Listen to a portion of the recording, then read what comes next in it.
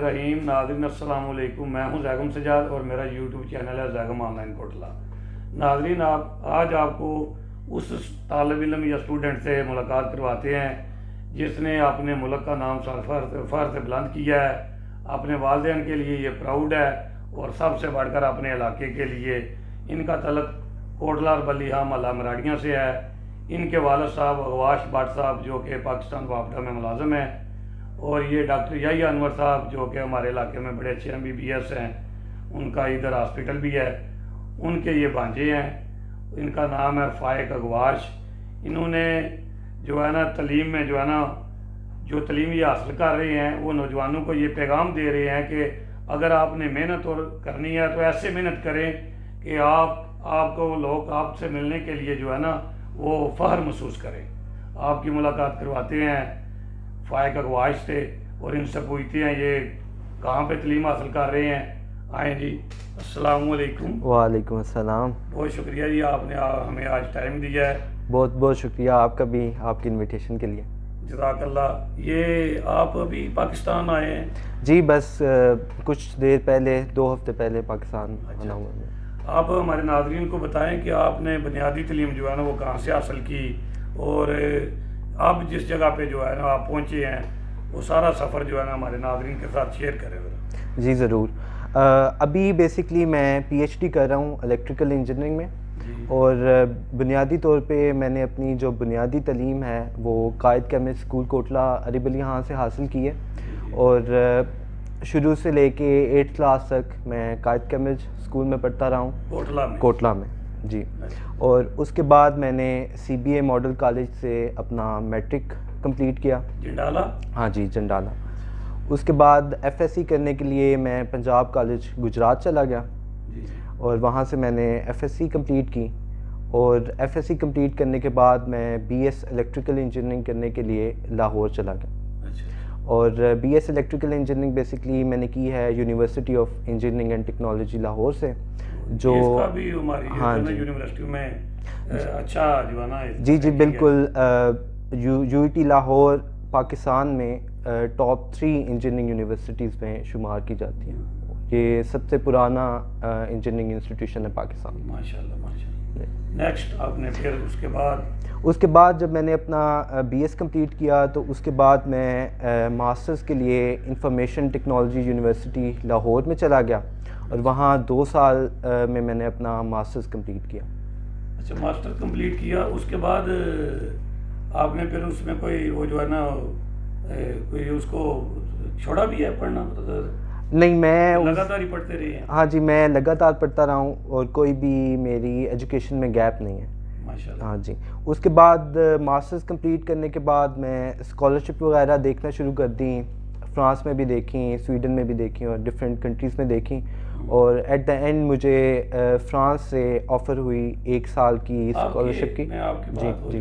वो आपके नंबर कितने थे, आपकी पोजीशन जो है ना वो तो शेयर करें ना हमारे साथ, जिस पे आपको स्कॉलरशिप जो है ना वो, ताकि ये तालिब इल्म जो है ना उनके लिए आप हमारे इलाके के लिए एक मिसाल हैं। जी। तो जो तालिब इल्म जो है ना अभी तलीम हासिल कर रहे हैं ये आपके साथ शेयर करते हैं कि आपने वो नंबर जो है ना आपकी पोजीशन क्या थी?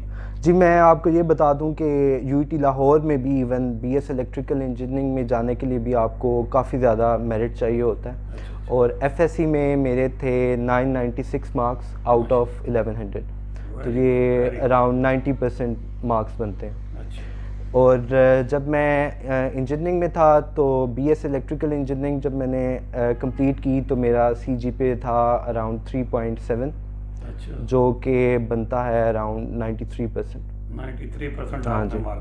हाँ जी। और मास्टर्स में मेरा था 3.98 आउट ऑफ 4, तो वो तकरीबन बनता है अराउंड 98%। हाँ जी। तो फिर उसके बाद आपने स्कॉलरशिप ढूंढ ली? जी, उसके बाद मैंने डिफरेंट कंट्रीज़ में स्कॉलरशिप के लिए अप्लाई किया। और फ्रांस, कौन सी कंट्री में किया? मैंने अप्लाई किया था फ्रांस में, मैंने अप्लाई किया था स्वीडन में, और मैंने अप्लाई किया था नॉर्वे में। तो आपका जो है ना वो फ्रांस में जो है ना वो आप? हाँ जी, जो सबसे पहले मुझे ऑफ़र आई स्कॉलरशिप की वो फ्रांस से थी, और वो 1 साल का मास्टर प्रोग्राम था। اچھا، اور اس میں مجھے فلی فنڈیڈ اسکالرشپ آفر ہوئی تھی. وہ فرانس گورنمنٹ آپ کو دے رہی ہے؟ جی فرانس گورنمنٹ کہہ لیں یا یونیورسٹی کی طرف سے جو آپ کی لیب تو نہیں دے رہی وہ لیب؟ جی لیب تھی لیکن جو فنڈنگ بیسکلی دے رہی تھی وہ یونیورسٹی دے رہی تھی. اچھا اچھا، یونیورسٹی دے. لیب سلیکشن کرتی ہے اور پھر یونیورسٹی فنڈ کرتی. تو آپ کا کورس کس جگہ پہ آپ کی تعلیم ابھی آپ کی کہاں تک تعلیم حاصل کر لی ہے اور اب کیا کر رہی ہیں؟ جی اب یہ ہے کہ میں فرانس چلا گیا تھا ماسٹرز کے لیے. وہاں سے میں نے ماسٹرز کمپلیٹ کیا اور اس کے بعد میں نے پی ایچ ڈی سٹارٹ کر دی. اور جو P H D program basically میرا ہے جو ابھی میں کر رہا ہوں وہ سپلٹ ہے بٹوین فرانس اینڈ ناروے. اچھا. تو اب یہ ہے کہ جو میرا کورس ورک ہے وہ ہے ناروے میں اور جو میری ریسرچ لیب ہے بیسکلی وہ ہے فرانس میں. آپ نے کورس ورک جو ہے نا وہ ناروے سے مکمل کر لی ہے؟ ہاں جی ناروے میں. کتنے عرصے میں کی ہے؟ جی ناروے میں 2020 سے 2021 یعنی سمجھ لیں کہ سپٹمبر تک تھا وہاں پہ اور تقریباً 10 ماہ کے عرصے میں نے اپنا کورس ورک کمپلیٹ کیا اور اس کے بعد کورس ورک کمپلیٹ کرنے کے بعد اب میں واپس فرانس آ گیا. اچھا اچھا. تو ابھی آپ فرانس میں جو ہے نا وہ کتنا عرصہ اور پڑھیں گے؟ جی فرانس میں ابھی ہوپ فلی 2 سال کے اندر مجھے امید ہے کہ میری ڈگری کمپلیٹ ہو جائے. تو آپ کس چیز میں ڈگری جو ہے نا وہ کمپلیٹ کر رہے ہیں؟ جی ابھی جس لیب میں ہوں وہ بیسکلی دنیا کی سب سے بڑی پارٹیکل فزکس کی لیب ہے. یہ آپ ناظرین یہ بچہ کہہ رہا ہے، فائق صاحب کہہ رہے ہیں کہ جس لیب میں یہ پڑھ رہے ہیں وہ دنیا کی سب سے بڑی لیب ہے. یہ بڑے فخر کی بات ہے. جی بالکل دنیا کی سب سے بڑی لیب ہے جو کہ پارٹیکل فزکس اور نیوکلیئر فزکس میں ریسرچ کنڈکٹ کرتی ہے. اچھا اچھا. اس کے علاوہ جو بیسک ایم ہے اس لیب کا وہ یہ ہے کہ وہ یہ ڈسکور کر سکیں، وہ یہ جان سکیں کہ ہماری جو کائنات ہے اس کا جو بنیادی اجزاء ہیں وہ کیا ہیں. اس پہ جی ریسرچ ہو رہی ہے. اچھا آپ کا فیلڈ کون سا ہے اس میں؟ اچھا اس میں آپ کو یہ بتا دوں کہ جو یہ لیب ہے باقی بھی کافی سارے لیب ہیں دنیا میں جو کہ چائنا میں بھی ہیں، یو کے میں بھی ہیں، جو رشیا میں بھی ہیں، امریکہ میں بھی ہیں جو پارٹیکل فزکس اور نیوکلیئر فزکس میں ریسرچ کر رہی ہیں. لیکن جو ہماری لیب ہے اس کے پاس پارٹیکل فزکس میں ریسرچ کرنے کے لیے جو اکوپمنٹ چاہیے ہوتا ہے اسے ہم کہتے ہیں پارٹیکل ایکسلریٹر. تو ہماری لیب کے پاس دنیا کا سب سے بڑا پارٹیکل ایکسلریٹر ہے جس کو ہم کہتے ہیں لارج ہیڈرون کولائڈر. تو اب بیسکلی دنیا کا سب سے بڑا جو پارٹیکل ایکسلریٹر ہے وہ ہماری لیب کے پاس ہے اور کافی ساری ڈسکوریز جو ہوئی ہیں ریسنٹلی جن میں ہگس بوزان کی ڈسکوری سب سے بڑی ڈسکوری ہے پچھلے 50 سال میں. جو سب سے بڑی ڈسکوری ہے وہ ہماری لیب کی طرف سے ہی تھی. Very good. اچھا جو آپ مجھے بتا رہے تھے آپ وہ جو ہے ابھی چلر وغیرہ جو ہے وہ ان کے بارے میں بتا رہے تھے. میں وہ کولنگ جو وہ بڑے جو پلانٹ ہوتے ہیں اس کے بارے میں جو ہے نا وہ ناظرین کے ساتھ ذرا شیئر کریں. جی بیسکلی اب میرا جو بیک گراؤنڈ ہے وہ بیسکلی انجینئرنگ کا ہے. اب الیکٹریکل انجینئرنگ میں ڈفرینٹ اسپیشلائزیشنز ہوتی ہیں. جیسے آپ الیکٹرانکس میں اسپیشلائزیشن کر سکتے ہیں، آپ کمپیوٹر انجینئرنگ میں اسپیشلائزیشن کر سکتے ہیں، آپ کنٹرول سسٹمز میں اسپیشلائزیشن کر سکتے ہیں. تو میری جو بیسکلی اسپیشلائزیشن ہے تھرو آؤٹ میرے کیریئر میں وہ کنٹرول سسٹمز میں ہے، کنٹرول انجینئرنگ میں ہے. تو اب جو ہمارے لیب میں دنیا کا سب سے بڑا پارٹیکل ایکسلریٹر ہے اس کو چلانے کے لیے آپ نے کچھ کنڈیشنز میٹ کرنی ہوتی ہیں اور ان میں ایک کنڈیشن یہ ہے کہ جو ٹنل میں ٹمپریچر ہے وہ -273 ڈگریز مینٹین کرنا ہوتا ہے. اچھا اچھا. تو اب اس کے لیے بہت سارے اکوپمنٹ ہیں، اس میں کرائیوجینکس ہیں، اس میں چلرز ہیں، اس میں کولنگ ٹاورز ہیں. تو یہ سارا اکوپمنٹ ہے. اب اس اکوپمنٹ کو آپ مینولی آپریٹ نہیں کر سکتے. آپ کے پاس آٹومیٹک کنٹرول لاجکس ہونی چاہیے. اس سے باہر ٹنل کے باہر یا جی بالکل اندر کیونکہ ظاہر ہے ادھر اتنا مائنس ہے وہ ادھر تو جانا ناممکن ہے. بالکل باہر سے ہی آپ اس کو جو ہے نا ایک تو باہر سے کریں اور دوسرا یہ کہ ہیومن انٹرونشن کم سے کم ہو. آپ ایک ایسی کنٹرول لاجک ڈیولپ کر دیں کہ جو بھی آپ کا گول ہے، جو بھی آپ نے کولنگ اچیو کرنی ہے وہ کولنگ اچیو ہو جائے without the intervention of any human being. اور انرجی بھی کم سے کم استعمال. اور اب بیسکلی جو میری پی ایچ ڈی کا ریسرچ ٹاپک ہے وہ یہ ہے کہ ان اکوپمنٹ کا کولنگ ٹاورز ہو گئے، چلرز ہو گئے، کرائوجینکس ہو گئے، ان کا ایسا کنٹرول ڈیزائن کرنا، ایسی کنٹرول لاجک ڈیزائن کرنا کہ آپ کا جو گول ہے وہ بھی اچیو ہو جائے لیکن منیمم انرجی یوزیج کے ساتھ.